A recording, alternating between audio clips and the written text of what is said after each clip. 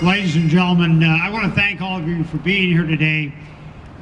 Distinguished guests, ladies and gentlemen, on behalf of the directors and staff of the General Douglas MacArthur Foundation and the MacArthur Memorial, we want to welcome you to the dedication and the opening of this new MacArthur Memorial Visitor Center.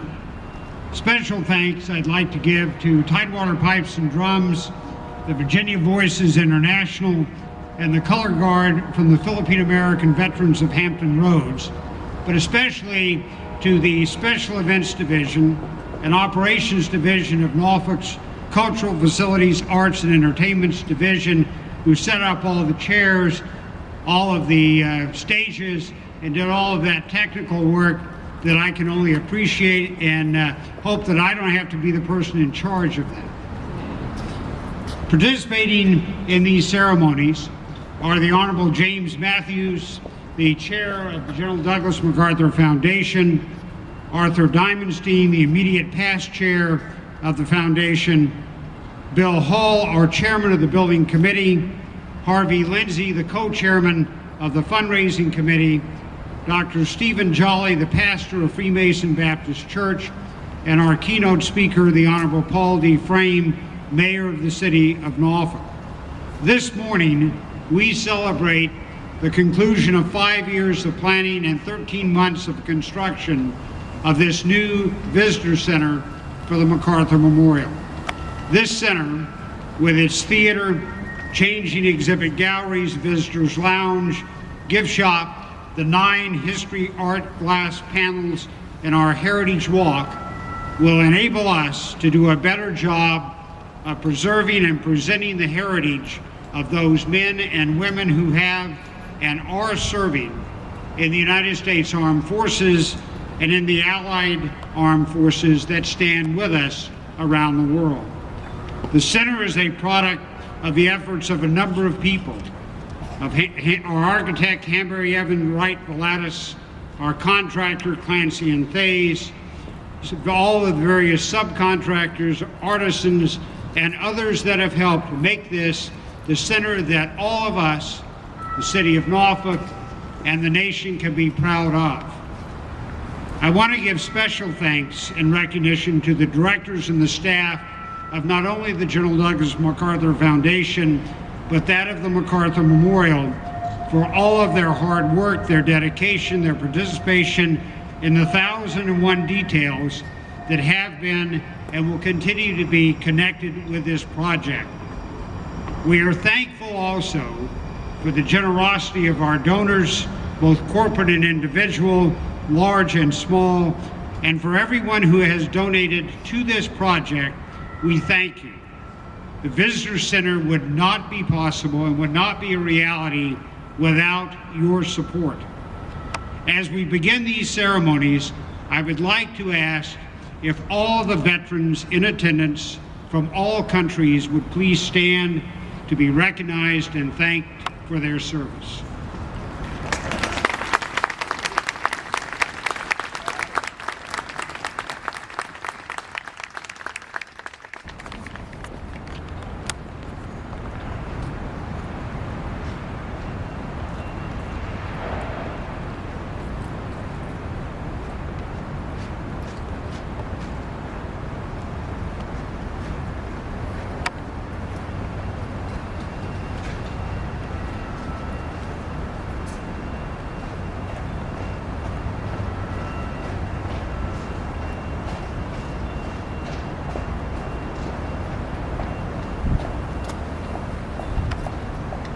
And I would ask you to join me in a moment of silence in honor of all who have given their lives in the defense of our country.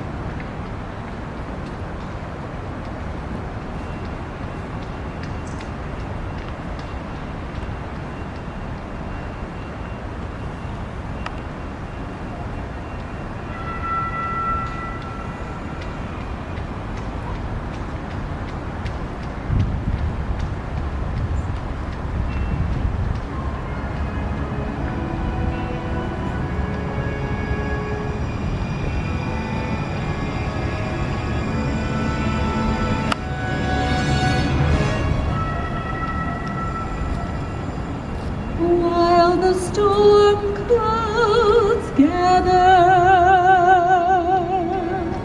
far across the sea, let us swear allegiance to a land that's free. Let us all be grateful for a land so fair, as we raise our voices in a solemn prayer. God bless America, land that I love. Stand beside her and guide her through the night with a light from above. From the mountains to the prairies, to the ocean wide with foam. God bless America, my home, sweet home.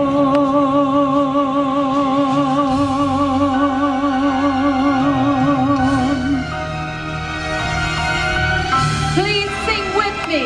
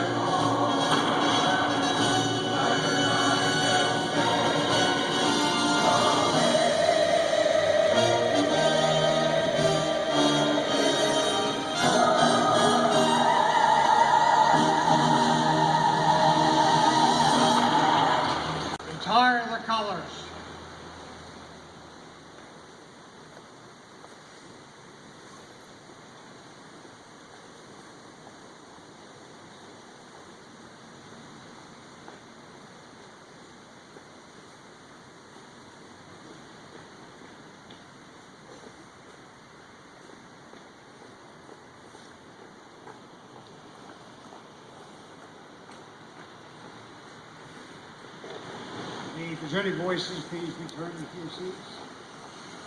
And thank you very much. That was great.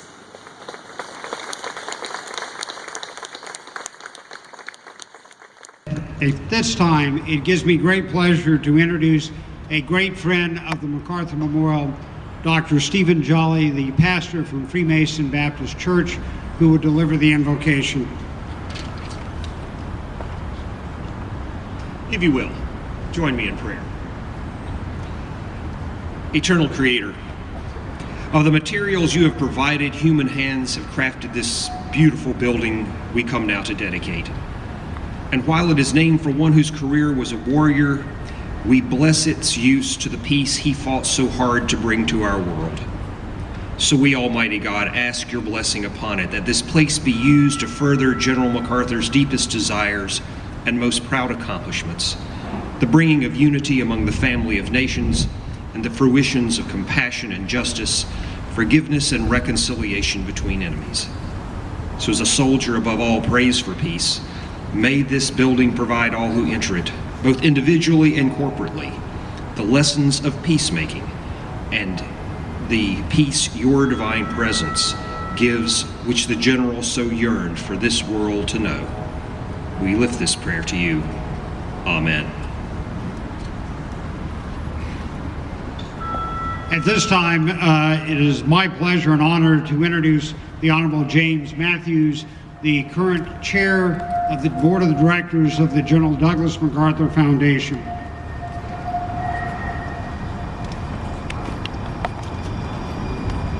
Mayor, honored guest, it is truly a pleasure to participate in this august event, and particularly a pleasure and honor to introduce someone who truly does not need an introduction. Arthur A. Diamondstein is known to all of us throughout the community in a variety of ways. Many of you know him as chair of Paramount Industries. He's member and chair of numerous boards. He's been on the Norfolk Academy Board. He's been on the Chrysler Board. He was named Cosmopolitan First Citizen of the Year in 2001. And throughout the community, Arthur's influence has been felt, whether it's in tourism or whatever his particular call to duty has been. Focus a little bit about earlier on his career, though, a fact you may not know, was that in 1952, Arthur joined the Army, became a member of the 189th Infantry Regiment Tank Company, served in Korea till the end of the conflict.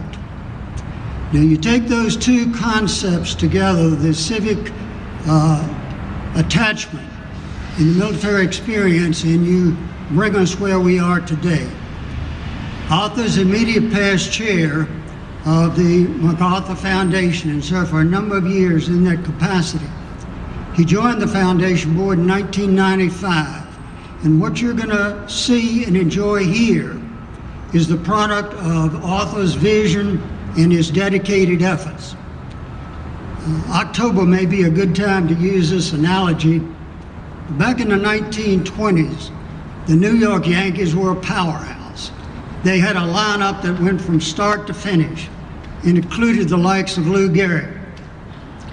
Well, they were very successful, of course, but there was only one person for which Yankee Stadium was named.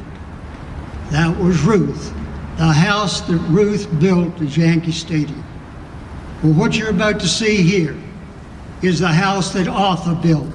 Now, admittedly, like Ruth, Arthur had a lot of help, and he acknowledged that help last night with our partner, the City of Norfolk, with those that you're going to see listed on the five-star plaque, and citizens throughout the country, as well as here in Norfolk.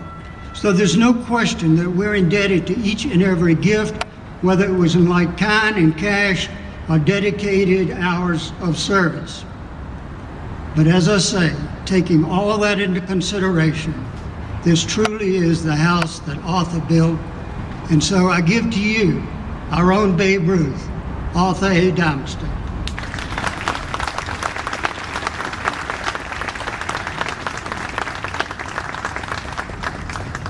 At the reception last night, I gave a little speech, 28 pages, and I threw it away. I didn't know I was going to be faced with the same thing today.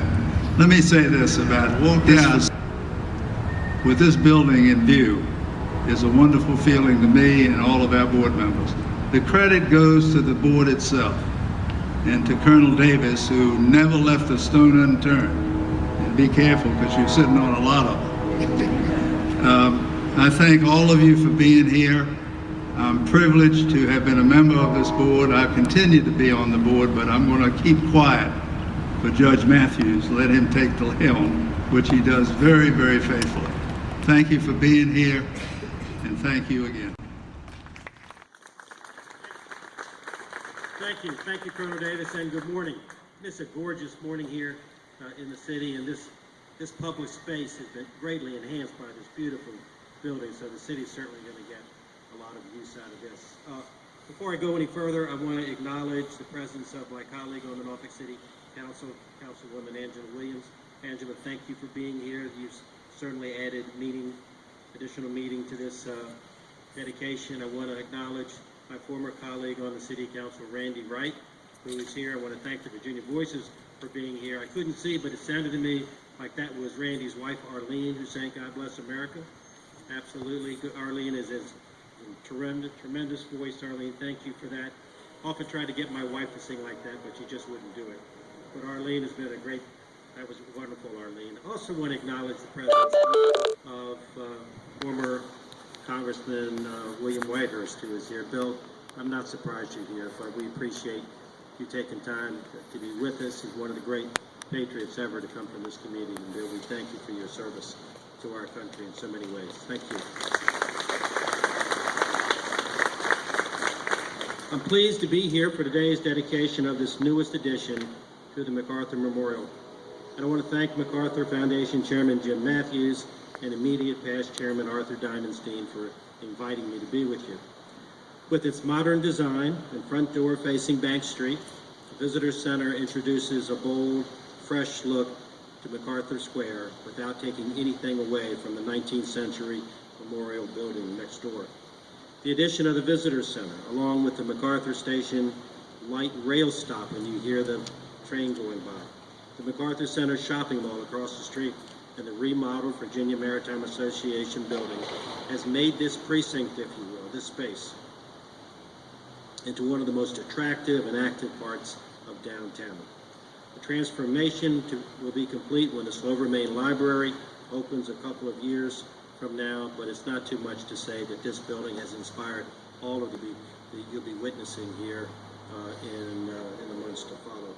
So I want you to please, I want to thank and everybody, appreciate this building, which is remarkable, and also this wonderful open space. Like other successful civic projects before it, the Visitor Center is a product of the long-standing partnership between the city and the General Douglas MacArthur Foundation. But the truth is, the foundation and its board are the ones who deserve the credit. They brought the project to us, to the city, and you, the foundation, gave it the strong leadership that was required for raising funds that brought to life what began as a plan on paper. And they raised money at a tough time to raise money. Let me tell you, when I heard Harvey was part of the fundraising effort, though I knew they would get it done, Mr. Lindsay never fails when he puts his mind to something like this. And so Harvey, thank you as well for it. There's no doubt that General MacArthur was one of the giants of the 20th century. His larger-than-life story is certainly familiar to everyone here. A brilliant military career that spanned 2 centuries and included 3 major wars. His link to Norfolk through his mother, Mary Pickney Hardy, and his decision late in life to donate his memorabilia and papers to the city of Norfolk. General MacArthur made important contributions to our country during his long and extraordinary career in the United States Army, and this memorial stands as a testament to his enduring popularity and to the hold he continues to exert on our imaginations. Inside, where the story of his remarkable life is portrayed, there are lessons to be learned that are every bit as relevant and as important today as they were during the General's time.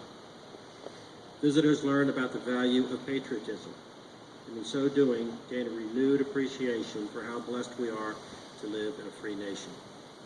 They learn about personal sacrifices that are necessary when that freedom is threatened. And they learn about duty, the duty incumbent on all citizens to serve their country. And of course, they learn about war and about why it is sometimes necessary in order to defend our liberty and our way of life, about its horror, about its ultimate futility. General MacArthur put it this way: "I have known war as few men now living know it. Its very destructiveness on both friend and foe has rendered it useless as a means for settling international disputes." Millions of veterans, men and women, sacrificed and willingly served during World War II and Korea.